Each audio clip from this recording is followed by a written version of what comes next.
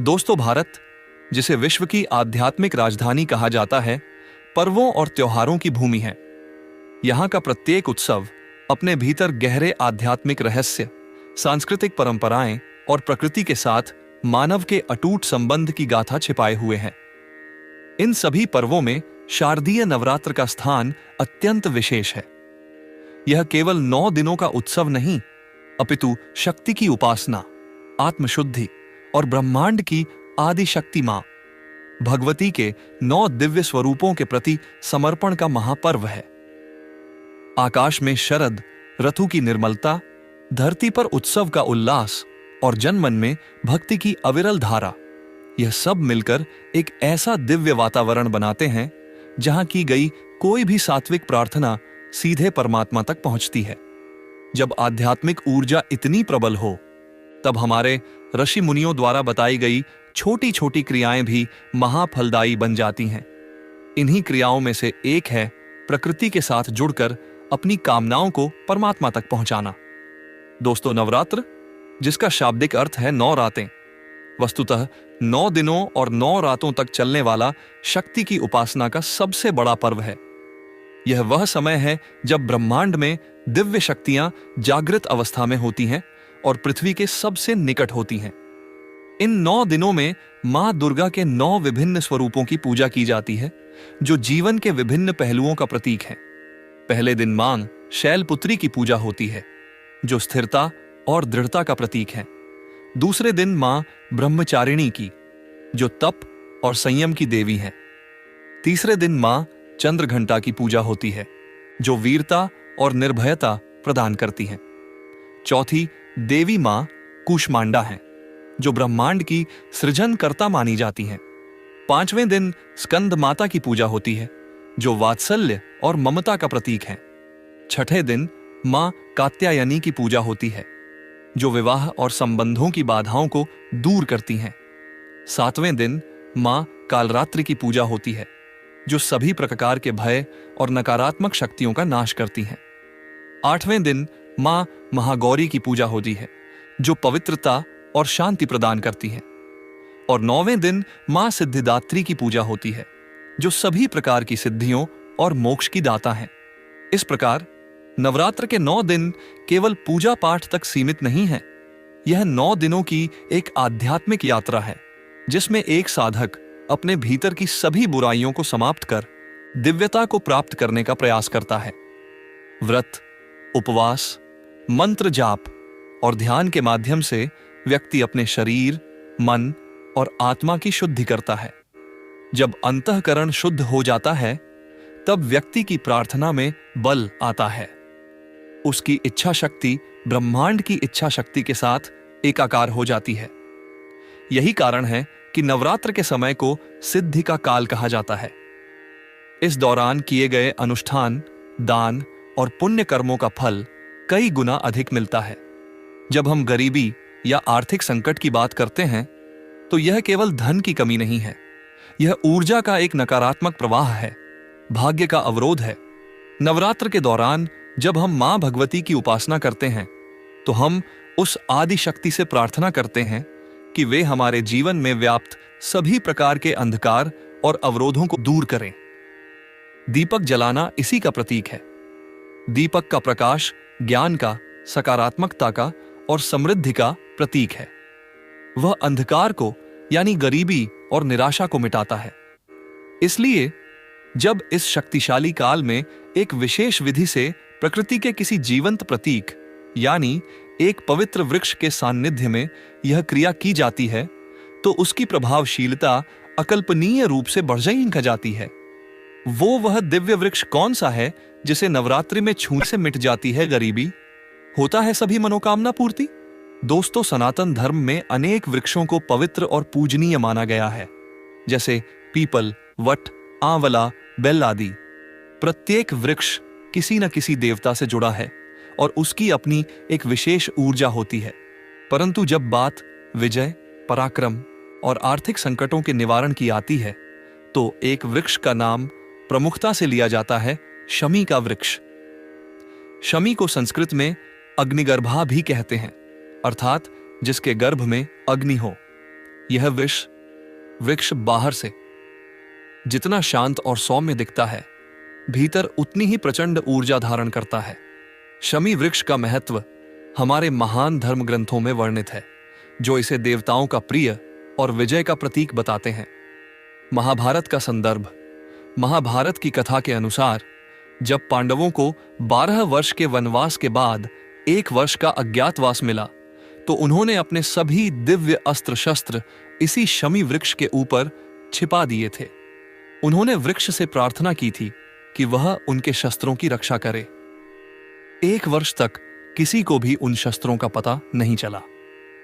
अज्ञातवास की समाप्ति पर जब राजा विराट के पुत्र उत्तर ने कौरवों की विशाल सेना पर आक्रमण किया, तब अर्जुन ने इसी वृक्ष से अपने शस्त्र उतारकर उनका प्रयोग किया और कौरवों को पराजित किया।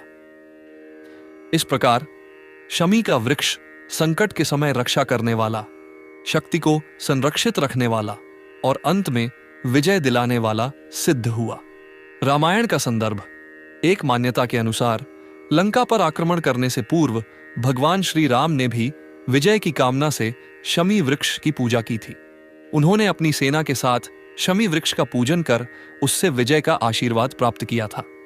दशहरे के दिन शमी पूजन की परंपरा इसी घटना से भी जुड़ी है। भगवान शनिदेव से संबंध। ज्योतिष शास्त्र में शमी वृक्ष का संबंध न्याय के देवता शनिदेव से जोड़ा गया है।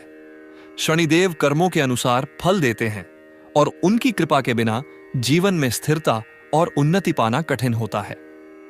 ऐसी मान्यता है कि जिन लोगों पर शनि की 7.5 या अढ़ैया का प्रभाव हो, या जिनकी कुंडली में शनि अशुभ फल दे रहे हों, उन्हें शमी वृक्ष के नीचे सरसों के तेल का दीपक जलाने से शनिदेव की पीड़ा से शांति मिलती है। शनिदेव की कृपा से जीवन के आर्थिक और व्यावसायिक कष्ट दूर होते हैं। भगवान गणेश का प्रिय। शमी के पत्ते भगवान गणेश को भी अत्यंत प्रिय हैं। पूजा में गणेश जी को शमी पत्र अर्पित करने से वे शीघ्र प्रसन्न होते हैं और जीवन के सभी विघ्नों को हर लेते हैं। स्वर्ण मुद्राओं की वर्षा। शमी वृक्ष को सीधे सीधे धन और समृद्धि से जोड़ने वाली एक अद्भुत कथा महाराज रघु की है, जो भगवान राम के पूर्वज थे। कथा के अनुसार जब महर्षि विश्वामित्र के शिष्य कौत्स ने अपनी शिक्षा पूरी कर ली, तो उन्होंने अपने गुरु को गुरु दक्षिणा देनी चाहिए। गुरु ने मना कर दिया, पर कौत्स के बार बार आग्रह करने पर उन्होंने परीक्षा लेने के लिए 14 करोड़ स्वर्ण मुद्राएं मांग लीं।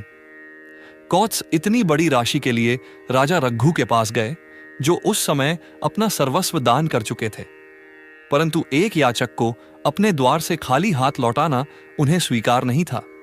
उन्होंने धन के देवता कुबेर पर आक्रमण करने का निश्चय किया। जब कुबेर को यह पता चला, तो वे भयभीत हो गए और उन्होंने स्वयं ही राजा रघु के राज्य में स्थित शमी और अश्मंतक वृक्षों पर स्वर्ण मुद्राओं की वर्षा कर दी। राजा रघु ने वह सारा धनाशिया धन कौत्स को दे दिया, परंतु कौत्स ने केवल अपनी आवश्यकता की 14 करोड़ मुद्राएं लेकर शेष वहीं छोड़ दिया। यह कथा शमी वृक्ष को साक्षात स्वर्ण और समृद्धि प्रदान करने वाले वृक्ष के रूप में स्थापित करती है। इन सभी पौराणिक संदर्भों से यह स्पष्ट होता है कि शमी का वृक्ष केवल एक पेड़ नहीं, बल्कि दिव्यता, विजय, शक्ति और समृद्धि का एक जीवंत प्रतीक है। अनुष्ठान की विधि, श्रद्धा और समर्पण का मार्ग। किसी भी आध्यात्मिक क्रिया का फल तभी मिलता है जब उसे पूरी श्रद्धा और सही विधि से किया जाए। नवरात्र में शमी वृक्ष के पूजन की यह विधि अत्यंत सरल है, परंतु इसका प्रत्येक चरण गहरा प्रतीकात्मक अर्थ रखता है। उचित समय नवरात्र के किसी भी दिन, विशेषकर अष्टमी या नवमी तिथि को संध्या काल के समय, जब दिन अस्त हो रहा हो और रात्रि का आगमन हो रहा हो, यह पूजा करना सर्वोत्तम माना गया है। इस समय को गोधूली वेला कहते हैं और यह समय दैवीय शक्तियों के आवाहन के लिए सबसे उपयुक्त होता है। पूजा की तैयारी। इस पूजा के लिए आपको कुछ सामग्री की आवश्यकता होगी। मिट्टी का एक दीपक, या आप शुद्ध आटे का दीपक भी बना सकते हैं। सरसों का तेल या शुद्ध गाय का घी, एक रुई की बत्ती, थोड़े से अखंडित चावल, अक्षत, हल्दी, कुमकुम और यदि संभव हो तो कुछ पुष्प। पूजा की प्रक्रिया। 1. शारीरिक और मानसिक शुद्धि। संध्या के समय स्नान करके स्वच्छ वस्त्र धारण करें। मन में किसी के प्रति द्वेष या नकारात्मक विचार न रखें। पूरी तरह से सकारात्मक और श्रद्धा भाव से परिपूर्ण होकर यह कार्य करें। 2. वृक्ष को नमन। शमी वृक्ष के पास पहुंचकर सबसे पहले हाथ जोड़कर उसे प्रणाम करें। मन ही मन वृक्ष में वास करने वाले सभी देवी देवताओं, विशेषकर भगवान गणेश, शनिदेव और पांडवों का स्मरण करें। 3. स्थान की स्वच्छता। वृक्ष के नीचे जहां आपको दीपक रखना है, उस स्थान को थोड़े जल से या हाथ से ही साफ कर लें। यह स्वच्छता और पवित्रता का प्रतीक है। 4. वृक्ष का स्पर्श। अब अपनी कामना को मन में रखकर दोनों हाथों से या अपने मस्तक से वृक्ष के तने का स्पर्श करें। यह स्पर्श केवल एक भौतिक क्रिया नहीं है, यह वृक्ष की सात्विक ऊर्जा को अपने भीतर ग्रहण करने का एक माध्यम है। इस समय आप अपनी आर्थिक समस्याओं के निवारण के लिए वृक्ष में स्थित देवताओं से मौन प्रार्थना करें। इसे संकल्प लेना भी कहते हैं। 5. दीपक प्रज्वलन। अब साफ किए हुए स्थान पर थोड़े से चावल रखकर उसके ऊपर दीपक रखें। दीपक में तेल या घी और बत्ती डालकर उसे प्रज्वलित करें। दीपक जलाते समय आप मां दुर्गा के किसी मंत्र, शनिदेव के मंत्र ओम शं शनैश्चराय नमः या केवल ओम का जाप कर सकते हैं। 6. पूजन।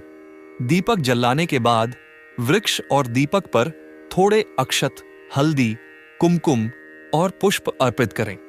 7. प्रार्थना और परिक्रमा।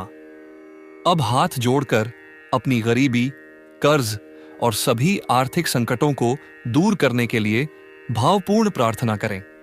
प्रार्थना में दीनता नहीं, बल्कि विश्वास होना चाहिए। इसके बाद यदि संभव हो तो अपनी श्रद्धा के अनुसार वृक्ष की 3, 5 या 7 बार परिक्रमा करें।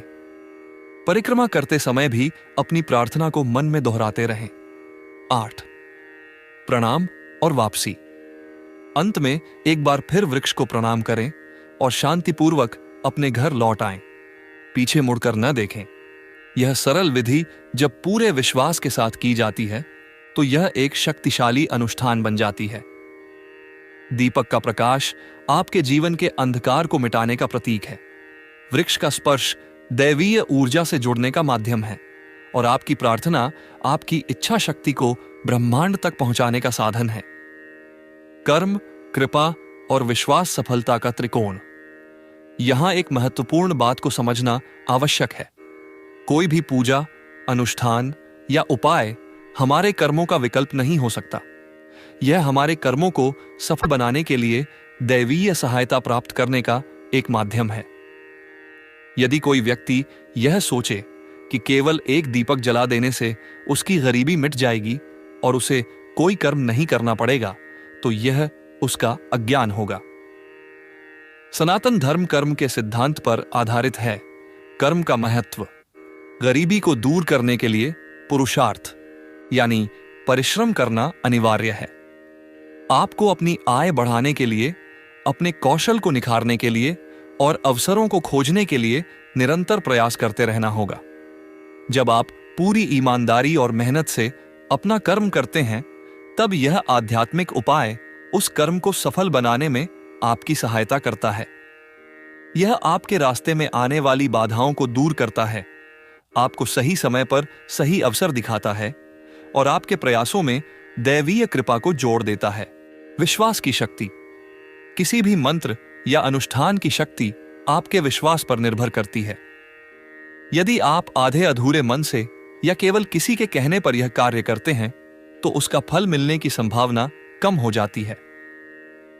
पूर्ण विश्वास के साथ की गई प्रार्थना पत्थर में भी प्राण डाल सकती है। आपका विश्वास एक चुंबक की तरह काम करता है, जो ब्रह्मांड से सकारात्मक ऊर्जा और समृद्धि को आपकी ओर खींचता है। कृपा का अंश। जब आपका कर्म और विश्वास मिल जाते हैं, तब परमात्मा की कृपा आप पर बरसती है। यह पूजा पाठ, उसी कृपा को आकर्षित करने का एक माध्यम है। शमी वृक्ष के नीचे जलाया गया दीपक केवल एक दीपक नहीं है, वह परमात्मा को भेजा गया एक संदेश है, एक निवेदन है।